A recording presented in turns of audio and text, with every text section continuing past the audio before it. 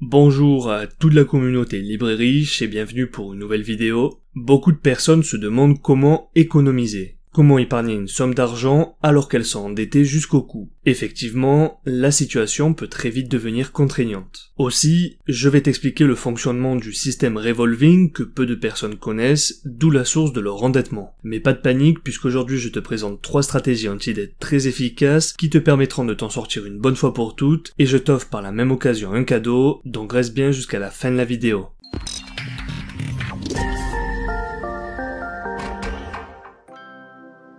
Lorsque les personnes sont endettées, en fait, ce peut être dû à 2 types de dettes. La bonne dette et la mauvaise dette. Grosso modo, la bonne dette, c'est celle que tu contractes afin d'obtenir plus d'argent, autrement dit, par l'intermédiaire de cette dette, tu reçois plus d'argent que ce que tu paies à ton créancier. Nous le verrons dans une prochaine vidéo, dans laquelle je t'expliquerai notamment comment s'endetter intelligemment afin de s'enrichir. A l'inverse, la mauvaise dette, c'est celle qui provient généralement des crédits à la consommation ou encore des cartes de crédit du type revolving qui sont même mises en place par les grandes surfaces et dont les taux d'intérêt sont parfois énormes et peuvent donc monter à plus de 21% en fonction du taux d'usure en vigueur comme tu peux le voir à l'écran. Elles sont souvent vantées comme pratiques par les grands établissements financiers et les grandes surfaces qui en réalité sont les 2 seuls à en tirer réellement un profit économique. En effet, n'oublie pas que tu es leur actif. Lorsque tu t'endettes, comme nous l'avons déjà vu, tu deviens un actif pour tes créanciers et sans toi, ils ne pourraient pas faire marcher leur business et s'enrichir. Le raisonnement de la majorité des personnes qui s'endettent est le suivant. Prenons pour exemple une personne qui emprunte 2000 € à 19% d'intérêt. Elle va se dire, eh bien au final, je dois rembourser 2380 € que je divise par 12 mois puisqu'il me faut 1 an pour rembourser cette dette, soit 198 € par mois. En effet, ce type de raisonnement et de calcul est correct, mais pour un emprunt avec un taux d'intérêt fixe. Toutefois, le système des cartes de crédit, à ne pas confondre avec carte de débit, utilise un système de crédit renouvelable, aussi connu comme crédit revolving. Ces mêmes cartes de crédit que beaucoup de Français possèdent dans leur porte-monnaie, mais ignorent pourtant leur mode de fonctionnement piégeux. Ce type de carte applique non seulement un taux d'intérêt nominal très élevé, mais aussi, en plus de tous les frais annexes qu'elles peuvent engendrer, tels que les commissions, les frais de dossier ou encore la souscription d'une assurance, qui sont retranscrits dans le taux effectif global du crédit, qui représente le coût total du crédit dû par l'emprunteur. D'où l'intérêt de connaître cette information qui est particulièrement importante. Prenons le même exemple que précédemment, soit un prêt de l'ordre de 2000 € effectué avec une carte de crédit du style revolving classique à un taux d'intérêt de 19%. Selon la législation en vigueur, le montant minimum qu'il est possible d'emprunter est de 200 € et le maximum de 75 000 €. Enfin, tu peux choisir également le montant de tes mensualités de remboursement avec néanmoins un minimum de 15 €. A priori, il n'y a rien de bien effrayant, puisqu'il s'agit tout simplement d'un crédit dont l'intérêt est très élevé. Donc allons voir plus en détail de quoi il s'agit en réalité. Supposons que le premier mois, tu as quelques problèmes d'argent et tu décides de ne rembourser que 40 €. Tu ne dois donc plus que 1960 €, c'est-à-dire 2000 € moins le remboursement des 40 €. Eh bien, grave erreur. Il faut en fait prendre en compte les 19% d'intérêts générés durant ce premier mois sur les 2000 € initiaux et dont les intérêts s'élèvent à 31,67 €, qui ajouté aux 1960 € représente un total de 1991,67 €. C'est là que tu commences à réaliser qu'il y a quelque chose qui cloche puisque tu viens de payer 40 €, mais en réalité tu as seulement réduit ta dette de 8,33 €. Le deuxième mois, tu as conservé la même mensualité de 40 €, tu supposes donc avoir diminué ta dette à désormais 1951,67 €, cependant, tout comme le mois antérieur, se sont générés 19% d'intérêt équivalent à 31,53 €, ce qui donne un total de 1983,20 €. Autrement dit, ce mois-ci tu as réduit ta dette de seulement 8,46 €. En répétant ce procédé tous les mois jusqu'au remboursement intégral de ta dette et sans augmenter les mensualités ou payer la totalité du prêt d'un seul coup, tu pourrais continuer à payer 40 € tous les mois durant 8 ans juste pour rembourser ces 2000 € alors que tu avais très certainement besoin de cet argent momentanément pour faire face à un imprévu ou afin de survivre ou quelle qu'en soit la raison. Toujours est-il qu'en continuant à payer ces 40 € tous les mois, après 8 ans, tu auras en réalité payé 3994,15 €, c'est-à-dire presque le double. cool. Pour finir, imaginons que le troisième mois tu n'aies pas d'argent et donc dans l'incapacité de payer la quantité minimum de 15 €. Au bout du troisième mois, ta dette s'élève donc à 1983,20 €, auquel s'ajoutent les 19% d'intérêt, ce qui représente 31,40 €, ce qui donne un total de 2014,60 €. Les réels problèmes commencent lorsque la personne ne paie pas pendant 2 mensualités ses échéances. En effet, en plus de toutes les conséquences juridiques, l'organisme prêteur après relance aura la possibilité de mettre fin au contrat de crédit et de réclamer le capital restant dû, ainsi que les intérêts impayés, les intérêts de retard, ainsi qu'une pénalité.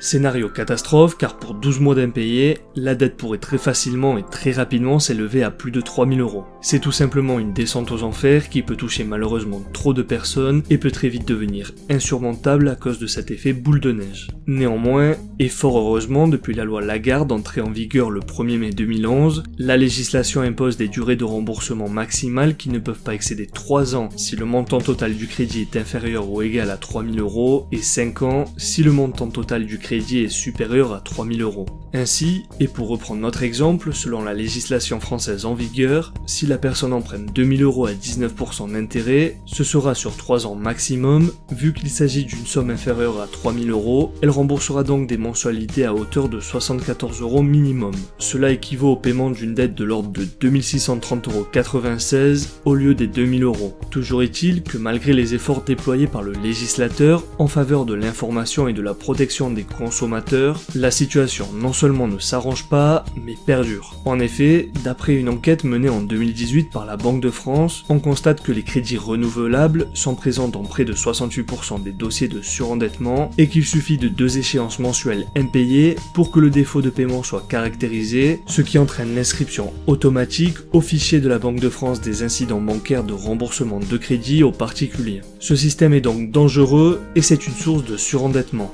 D'autre part, plus l'emprunt est faible et plus les taux montent comme tu peux le voir sur ce tableau. Attention, car le crédit renouvelable peut aussi servir de support à des utilisations particulières assujetties à un taux promotionnel voire à un taux zéro. Ce sont par exemple des opérations 3 fois sans frais, voire le fameux 10 fois sans frais. Si ces mensualités sont payées à la bonne date, l'emprunteur peut considérer qu'il a réalisé une bonne affaire puisqu'il a bénéficié d'un crédit gratuit. Attention toutefois à l'effet double tranchant, car si une de ces échéances est impayée, elle passe au débit du compte et sera alors considérée comme une utilisation conforme au crédit renouvelable. Le solde du crédit sera alors soumis au taux contractuel et devra être remboursé par des mensualités dont le montant est lui aussi fixé par le contrat. Enfin, à partir de 1000 €, le prêteur est dans l'obligation de fournir une proposition de crédit traditionnelle afin que l'emprunteur puisse choisir l'offre qui correspond le mieux à ses besoins. Donc maintenant que tu as compris ce qu'est une mauvaise dette, ainsi que le crédit revolving, tu comprends l'importance de ne pas tomber dans ce piège et de s'en débarrasser le plus rapidement possible. Si tu veux un bon conseil, rembourse au plus vite ce crédit renouvelable avant que la situation ne s'aggrave, car il donne l'impression que tu as beaucoup d'argent alors qu'en réalité tu en dois plus et une fois la réserve d'argent dépensée, le crédit se renouvelle automatiquement. D'où l'importance d'en faire ta priorité, surtout qu'en matière de crédit revolving, le remboursement anticipé n'engendre aucune pénalité ou frais supplémentaires. La première conduite à avoir, et aussi la plus importante pour remédier au problème, est de rembourser ses dettes le plus rapidement possible.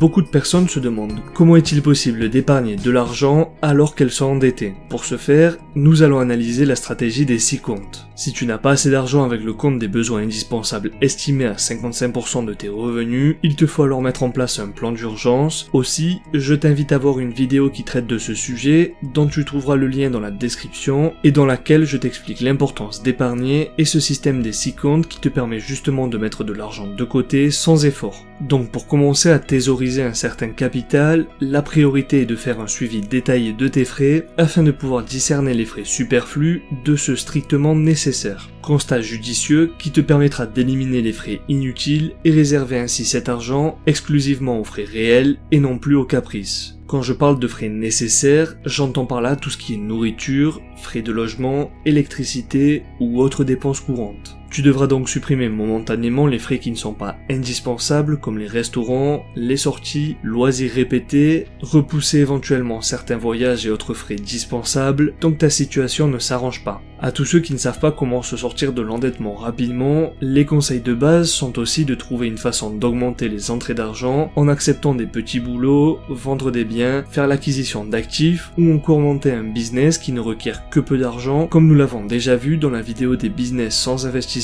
que tu retrouveras dans la description. Je ne suis pas en train de dire qu'il faut s'interdire de vivre, mais plutôt qu'il faut mettre en place un plan d'action et renoncer à certains luxes momentanément dans le but de s'affranchir de ses dettes. Le bénéfice retiré en vaut la chandelle puisqu'il te libérera de ce cercle infernal que sont les dettes, sachant que les efforts consentis ne seront que temporels et te permettront ensuite de réaliser tous tes objectifs financiers de manière plus sereine. Voici donc un plan d'action élaboré à partir de 3 systèmes infaillibles pour se débarrasser des dettes. Bien, le premier système consiste en la méthode dite traditionnelle. Comme nous l'avons déjà vu, les dettes qui ont un taux d'intérêt plus élevé sont celles qui sont le plus difficiles à rembourser. Aussi, ce système traditionnel s'attaque tout naturellement en priorité aux dettes avec le plus haut intérêt. L'objectif étant de dédier un plus gros capital au remboursement de ces dettes afin de les réduire rapidement. Concrètement, la marche à suivre serait similaire à celle-ci. Premièrement, il te faudra hiérarchiser les taux d'intérêt du plus élevé au moins élevé dans l'objectif de te libérer des intérêts les plus pénalisants pour ton porte-monnaie. La dette avec l'intérêt le plus haut devra se payer avec toute ton épargne disponible, y compris grâce à l'argent obtenu de tes privations temporaires, et une fois cette dette épongée et le capital libéré, tu passeras à la suivante avec l'intérêt le plus élevé, et ainsi de suite. Cette méthode peut s'avérer efficace et permet donc de libérer du capital au fur et à mesure que tu rembourses tes dettes. Cependant, il n'y a pas que le taux d'intérêt qui entre en jeu, mais aussi le facteur psychologique. Et c'est justement là qu'entre en jeu le deuxième système.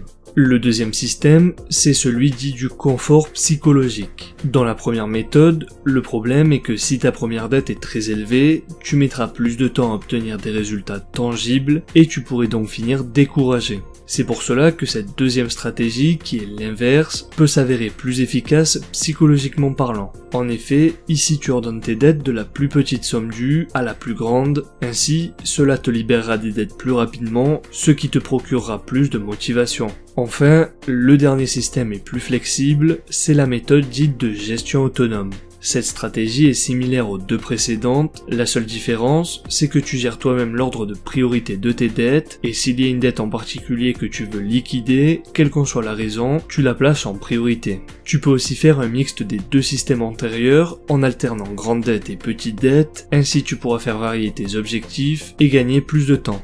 Donc récapitulons les 5 étapes utiles et nécessaires pour en finir avec ces dettes. Premièrement, effectue un suivi scrupuleux de tes dépenses en prenant le contrôle de ton argent afin de savoir dans quoi tu le gaspilles. Deuxièmement, organise tes dépenses grâce au système des 6 comptes comme nous l'avions vu dans une vidéo précédente et commence à épargner cet argent non dépensé inutilement. Troisièmement, négocie tes dettes, essaye d'obtenir des meilleures conditions de remboursement avec les banques ou tes créanciers et essaye de faire coïncider les dates de paiement automatiques avec le jour où tu perçois ton revenu. Quatrièmement, créer des revenus supplémentaires. La grande majorité des personnes cherchent à épargner toujours plus, toi, tu dois essayer de générer plus de revenus. Nous avions vu dans une vidéo 10 idées de business sans investissement initial, dont tu trouveras le lien en description, plusieurs idées de business que si tu mets en place et tu y arrives, alors tes dettes s'élimineront bien plus rapidement et plus facilement. Enfin, point numéro 5, épure le plus vite possible ces mauvaises dettes qui sont toxiques. Désormais, si tu t'endettes, ce sera seulement pour pouvoir t'enrichir par l'intermédiaire de la bonne dette et l'effet de levier. Voici donc 3 systèmes infaillibles pour t'aider à sortir de cet engrenage néfaste. Choisis celui qui convient le mieux à ton cas et à ta personnalité, mon rôle étant de t'aider en t'apportant des solutions. Je me fais un plaisir et un devoir de publier des vidéos toutes les semaines. Aussi, je te recommande vivement de t'abonner et d'activer la cloche afin d'être le premier informé des nouveautés. Comme tu peux le voir à l'écran, tu as aussi la possibilité de télécharger gratuitement cette application Excel dont tu trouveras le lien en description afin de calculer les coûts de tes crédits. Il te suffit simplement d'entrer le montant emprunté, le remboursement mensuel ainsi que le taux d'intérêt afin de prendre connaissance des intérêts générés, du temps de remboursement, etc. Comme tu le sais bien, que ce soit dans le monde des finances ou de l'économie, l'information et le savoir est une arme, voici donc la raison de cette vidéo. Je te dis donc à la semaine prochaine, n'oublie pas de t'abonner à la chaîne, et rappelle-toi que la différence entre ce que tu es et ce que tu veux être réside dans ce que tu fais. Deviens libre et riche.